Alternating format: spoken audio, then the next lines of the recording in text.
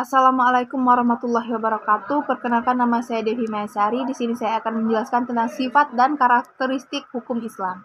Yaitu pertama, sempurna. Sempurna artinya utuh, lengkap segalanya. Kesempurnaan hukum Islam dapat dilihat dengan diturunkannya syariat Islam dalam bentuk yang umum dan mengglobal permasalahannya, kecuali hal-hal yang bersifat langgeng. Misalnya masalah pribadi, perkawinan, perceraian, dan warisan diterangkan secara terperinci. Kedua, elastis.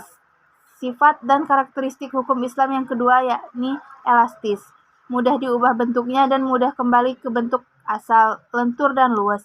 Keelastisan mencakup di segala bidang kehidupan manusia, baik jasmani maupun rohani, baik mengenai hubungan manusia dengan Tuhannya maupun hubungan interaksi sesama manusia, juga tuntunan mengenai kehidupan manusia di dunia dan di akhirat.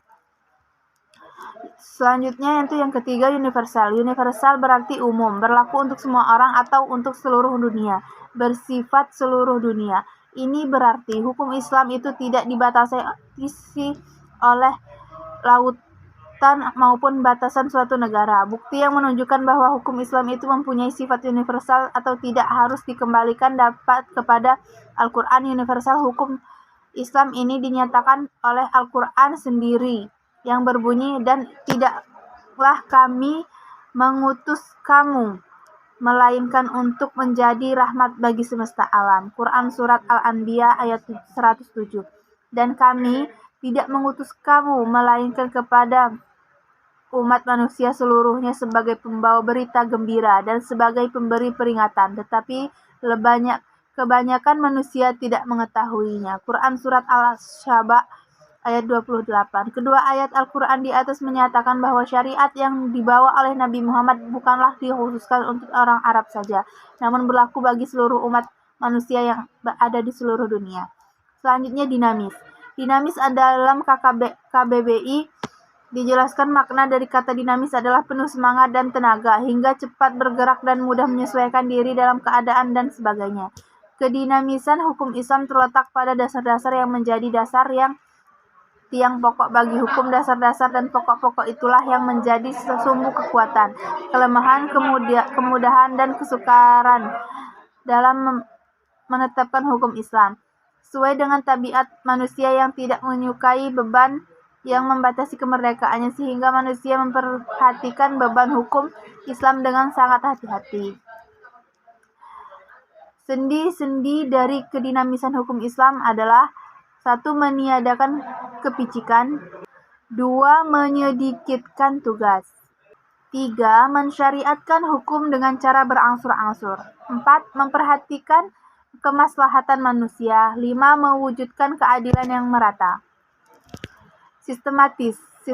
Syariat Islam bersifat sistematis, artinya ia mencerminkan sejumlah doktrinnya bertalian dan berhubungan di antara satu dengan yang lain secara logis.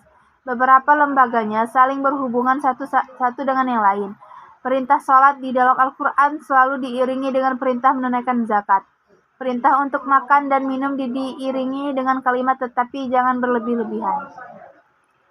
Demikian pula dengan lembaganya. Pengadilan dalam Islam tidak akan memberi hukum potong tangan bagi pencuri bila keadaan masyarakat sedang kacau dan terjadi kelaparan. Tidak akan memberikan hukuman rajam bagi pezina dan kebiasaan berpakaian yang belum diterapkan sebagaimana yang dikehendaki oleh hukum Islam itu sendiri.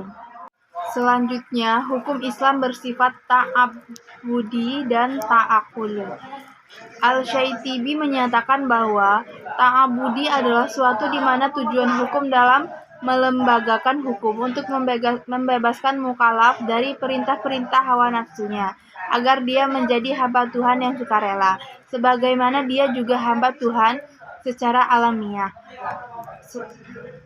Sedangkan ta'akuli adalah sebaliknya, bersifat ta'abudi. Lebih jelasnya, ta'abudi adalah suatu bentuk ibadah yang tujuan utamanya untuk mendekati diri kepada Allah, yakni beriman kepadanya dan segala konsekuensinya berupa ibadah yang mengandung sifat ta'abudi murni, artinya maka yang terkandung di dalamnya tidak dapat dinar atau suprarasional.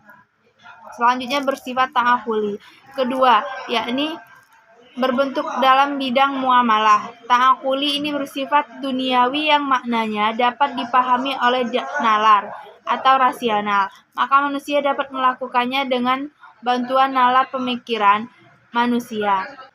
Ilat dari muamalah yang bersifat ta'akuli dapat dirasionalkan dengan melihat ada maslahat atau kemudaratan terkandung di dalamnya. Suatu dilarang karena adanya kemudaratan di dalamnya, dan diperintahkan karena adanya kemaslahatan di dalamnya.